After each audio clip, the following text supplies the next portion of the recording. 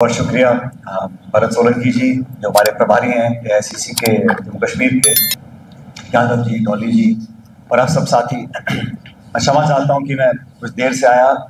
हमको परमिशन पहले लैंडिंग की नहीं मिली, फिर दी, फिर जगह बदल दी, तो काफ़ी तब्दीलियां हुई, मुझे आने में समय लगा, उसकी मैं क्षमा चाहता हूँ।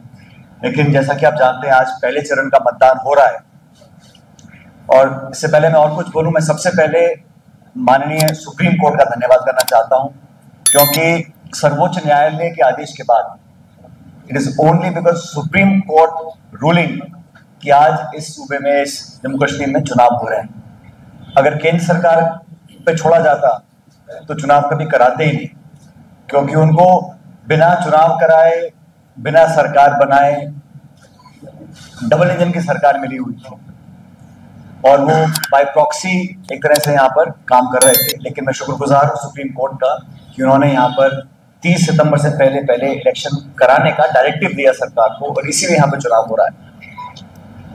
लोकसभा के चुनाव जब देश में हुए तो खड़गे साहब, राहुल गांधी जी ने देश भर के जो विपक्ष के नेता थे, अलग अलग पार्टीज थी, उनके साथ एक गठबंधन बनाया और इंडिया अलायंस ने मिलकर चुनाव लड़ा, मुद्दों पर चुनाव लड़ा।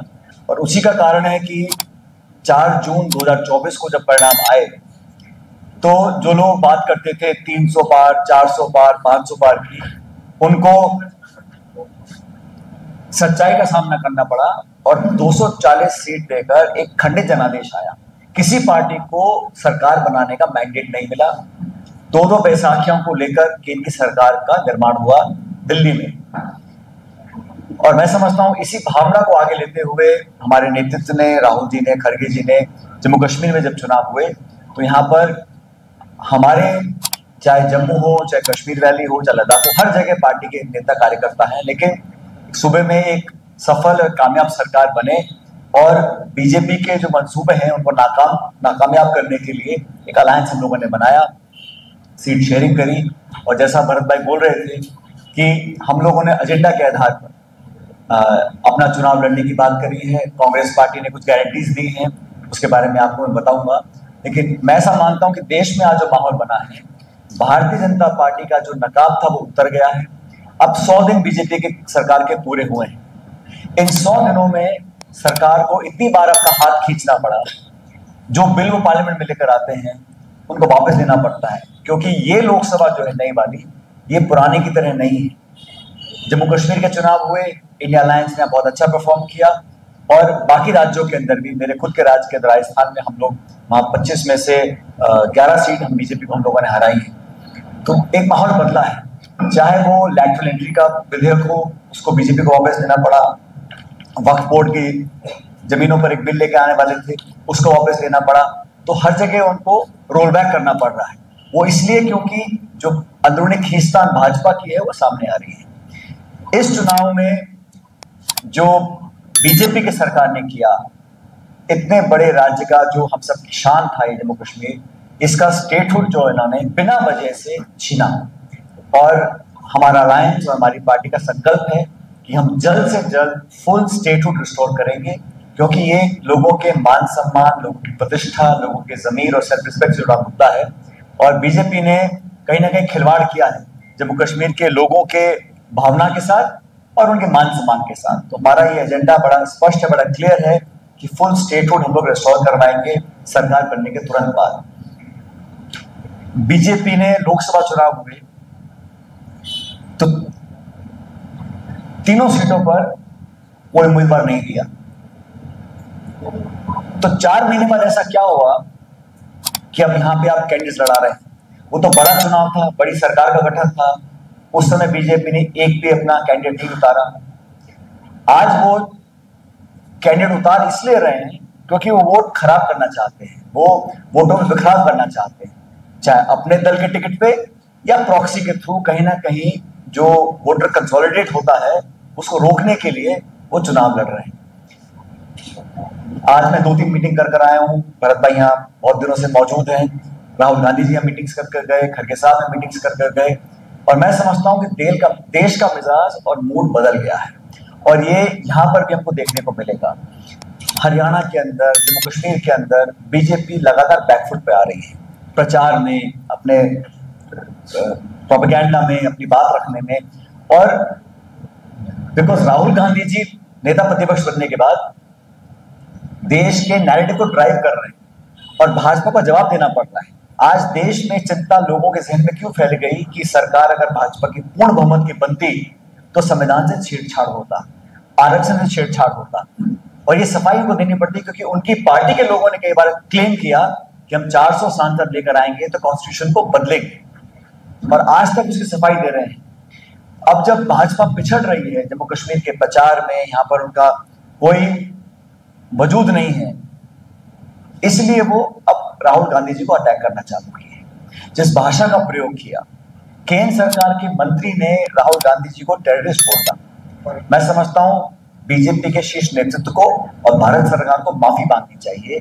एक संवैधानिक पद पर बैठा व्यक्ति जो इंडिया अलायंस और देश का एक नेता है, नेता प्रतिपक्ष है, देश की आवाम की आवाज है, उसके खिलाफ इस प्रकार के बोल बोले जा रहे हैं। एक बीजेपी के एमएलए हैं दिल्ली के, उन्होंने मारवा, उन्होंने क्या राहुल गांधी जी के बारे में बोला? उन्होंने कहा, धमकी दी कि जो हाल इंदिरा गांधी जी का हुआ था वो आप काम कर देंगे। मुझे खेद इस बात का है कि इस पर भाजपा ने कोई एक्शन नहीं लिया, उनको पार्टी से बर्खास्त नहीं किया। शिवसेना के एक एमएलए हैं मुंबई में, उन्होंने कहा राहुल गांधी की जीप काटो, मैं 11 लाख रुपए का नाम दूंगा। इस प्रकार की भाषा का बोल रहे हैं। It is a criminal offence and I'm surprised the government of the day or the BJP does not have the conscience to call out such people and dismiss them from the party. हम लोग legally भी लड़ेंगे, लेकिन इस प्रकार की जो वाहियात बातें बोली जा रही है वो इसलिए बोली जा रही है कि पॉलिटिकली एक फ्रस्ट्रेशन सेट इन हो गया बीजेपी के अंदर।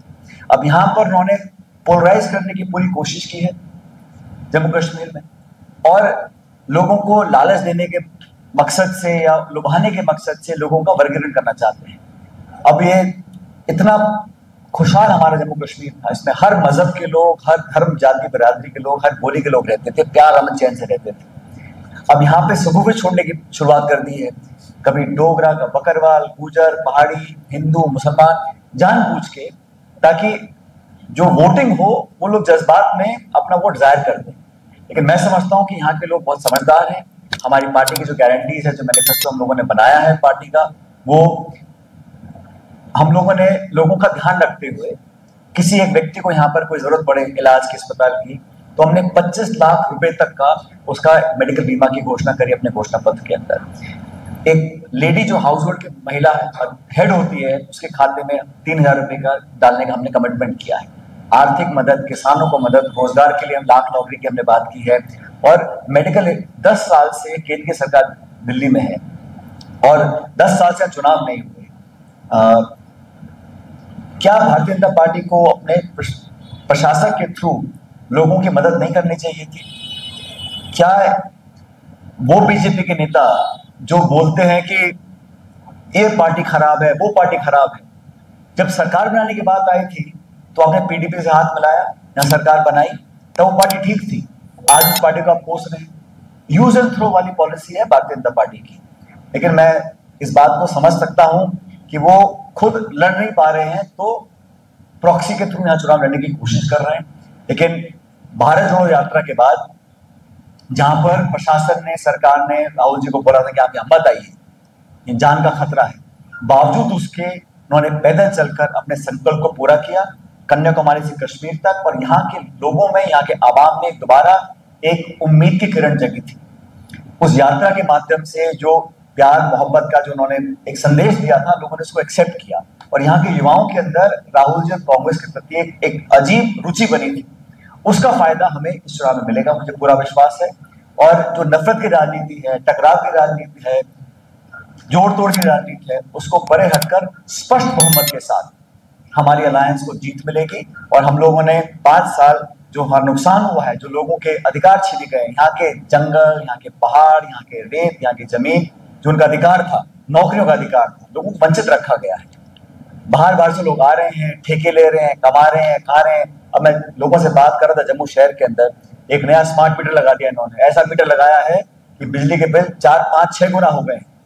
कौन मुनाफा उसका कमा रहा है? कहाँ के रहने वाले वो लोग हैं? आपकी कोई ट्रांसपेरेंसी नहीं है।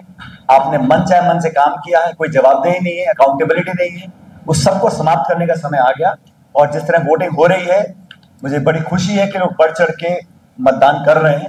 इसका मतलब है कि लोग एक बदलाव चाहते हैं। बदलाव जो एडमिनिस्ट्रेटर थे यहाँ पर, जो शासन था दिल्ली का शासन, उसको खत्म कर कर यहाँ के खुद की लोकल सरकार बने, जो कामयाब, एक निष्पक्ष और बिना पक्षपात करने वाली सरकार बनेगी। हम लोग पूरे मन से कैंपेन कर रहे हैं और हमारा अलायंस कारगर अलायंस होगा।